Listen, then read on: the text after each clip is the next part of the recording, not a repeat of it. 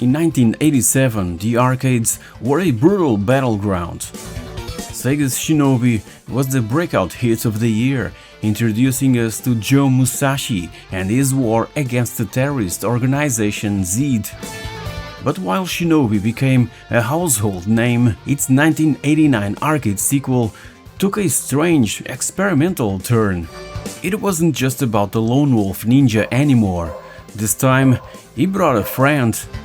This is the story of Shadow Dancer, a game that traded the solo mission aesthetic for a canine companion and in the process created one of the most mechanically unique and visually striking entries in the entire Sega library. On the surface, Shadow Dancer follows the template of its predecessor. You stride from left to right, leaping between levels and hurling an infinite supply of shurikens. But your greatest asset is your loyal pet dog, based off Fachiko, the Akita that waited for his owner to return at the Shibuya station in Tokyo, and this detail adds a layer of strategy most 80s action games lacked. The gameplay loop revolves around a lethal partnership. When your dog spots a villain, it lets out a sharp bark. By crouching and pressing fire, you send your furry ally to charge and restrain the enemy. Once his jaws are locked, you have a split second to finish the job before the enemy shakes him off.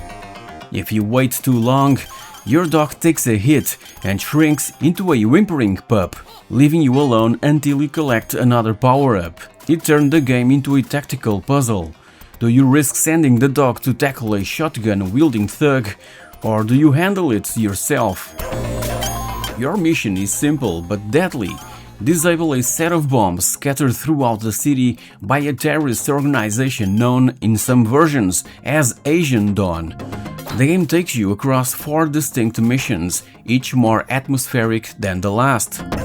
Mission 1, the airport incursion. You start in a high-security terminal, fighting through departure lounges and across the tarmac. Keep an eye on the background. You'll see the elegant silhouette of a Concorde before you eventually infiltrate the belly of a massive cargo plane. Mission 2, the supply route. This takes you to the city's outskirts, through a junkyard littered with trashed Lamborghinis. This is where the difficulty spikes and the urban atmosphere really shines. Mission 3, the factory and the sewers. Things get grimy. You fight through an abandoned factory before descending into the icky brown sewers, where you have to contend with giant mutated crocodiles snapping at your heels.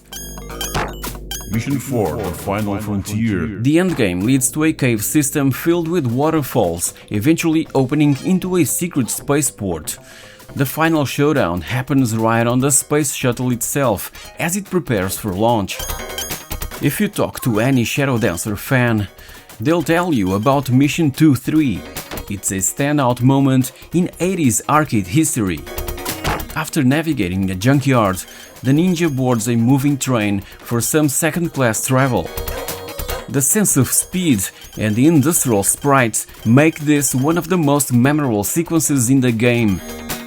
But the real highlight is the level 2-4 boss, a massive charging locomotive. This isn't a static fight. This mechanical beast lunges towards you, filling the screen and hurling lethal fireballs in a rhythmic, deadly pattern. To survive, you have to use every inch of the screen, retreating to the far left to dodge the flames. Your target, a small moving headlight. You have to time your shurikens perfectly to hit that light while the train is in motion. When it finally explodes into a shower of sparks, it's one of the most satisfying "I survived" moments in the series. Helping drive that insanity is the soundtrack. Because Shadow Dancer was built on Sega System 18 board, it features significantly enhanced sound capabilities compared to the original Shinobi. The arcade tracks are industrial, driving, and perfectly match the urban terrorist theme.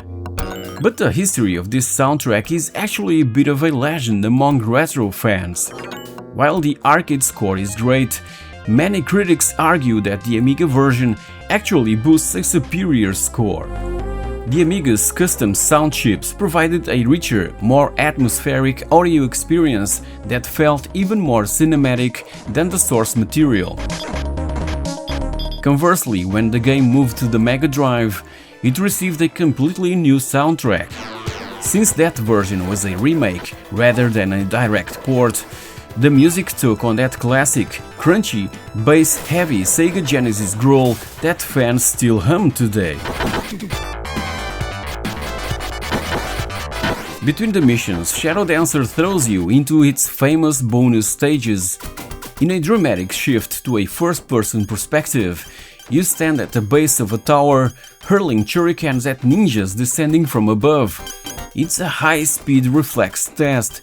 Miss just one ninja, and you'll get a swift kick to the face. The bosses were equally creative. Beyond the locomotive, you face a heavily armored giant in Mission 1, a female warrior who hurls segments of the background at you in Mission 3, and a final master surrounded by flying mini ninjas in Mission 4. Each one requires a different tactical use of your magic. When it came time to bring the game home, things got complicated. Most versions like the Amiga and Atari ST were faithful recreations. The ZX Spectrum version was an even more impressive feat of coding. The programmer, Dave Sammons, hadn't even played the game before starting, working entirely from a VHS video of the gameplay. As said, the Mega Drive version Shadow Dancer: The Secret of Shinobi was a different beast entirely. It wasn't just a port, it was a total remake with different levels, enemies and bosses. While the arcade version featured an unnamed ninja, the home versions often identified him as Joe Musashi or his son, Hayate, depending on your region.